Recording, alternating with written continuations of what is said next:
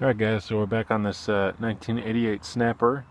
I got the front end all together again, got another coat of paint on it, bolted it up, and put the front wheels on. I had to dig out one of my other Snappers so I could figure out how the front end goes together again. So that was handy, but we found the bag for it and the chute, and we finally tuned the engine.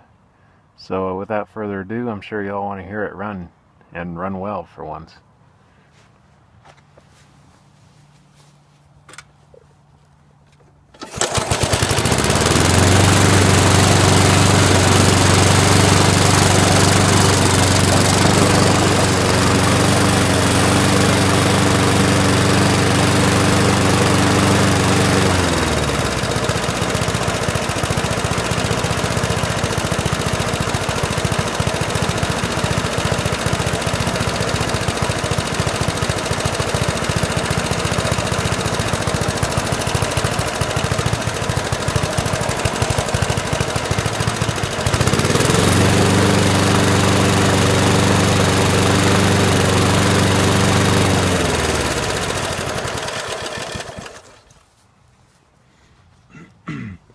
And she's ready to cut grass again, so we'll make some videos about me cutting grass if you guys would like.